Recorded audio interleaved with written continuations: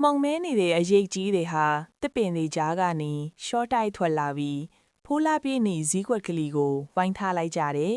။အဲ့ဒီအရေးတွေဟာပုံတရံအတိအကျမရှိပဲမိကိုငွေရီလိုတလူလူလွင့်နေပေမဲ့သူတို့ရဲ့မျက်လုံးတွေကတော့နီရဲတောင်နေပါတယ်။ဒါတွေကအမောင်ဆောင်ကြည့်သူတွေပဲသူတို့ကအလင်းရောင်ကိုအယမ်းကြောက်ကြတယ်လို့ဇီးကွက်ကလေးကတူတူလေးသတိပေးလိုက်တယ်။ဖိုးလာပြေဟာကြောက်လွန်းလို့သူ့လက်ထဲကမှန်ပီလူးဟောင်းလေးကိုတင်းတင်းဆုပ်ထားမိပါတယ်။အဲ့ဒီအချိန်မှာပဲအံ့ဩစရာတစ်ခုဖိဖြက်ခဲ့ပါတယ်။သူကင်ထားတဲ့မှန်ပီလူးစီကနေနှွေးထွဲတဲ့အလင်းရောင်တစ်ခုဖြတ်ကလေးထုတ်ပေါ်လာပြီးသူ့ပတ်ဝန်းကျင်ကအမောင်တို့ကိုခဏတာဖယ်ခွာသွားစေတယ်။အရေးသားရဲ့ကြီးတွေဟာအလင်းရောင်ကြောင်အနောက်ကိုဆုတ်သွားကြပြီးမြင်လုံးဝထွက်မသွားပဲအမောင်ရိတ်ထဲကနေစောင့်ကြည့်နေစေမှာ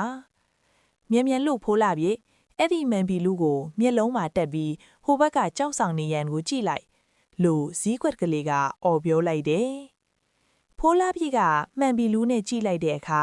တာမန်မျက်စိနဲ့မမြင်ရတဲ့လှူဝက်တကားတစ်ခုကိုကြောက်ဆောင်ပေါ်မှာတွေ့လိုက်ရတယ်အဲ့ဒီတကားပေါ်မှာတော့ထူးဆန်းတဲ့သင်္ကေတတစ်ခုရေးထိုးထားပါတယ်ဒါကငါတို့လက်မြောက်ရလမ်းပဲ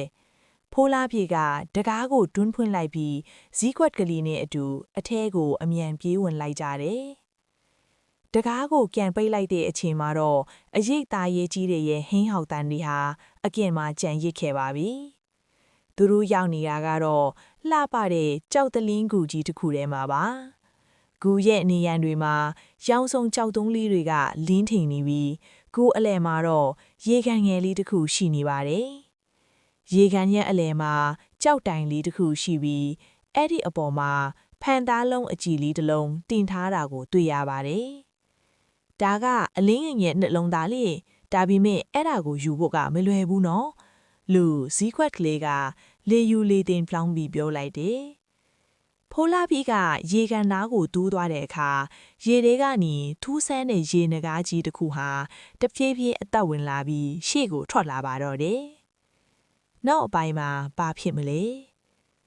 ရေနဂါးကြီးကဖိုးလာပြေကိုဖန်သားလုံးလေးပြီးပါမလားအလင်းအိမ်ရဲ့နှလုံးသားကိုရဟုဖိုးလာပြေဘာဒီပေးဆက်အောင်မလဲနောက်ပိုင်းကိုဆက်လက်အားပေးကြပါအောင်နော်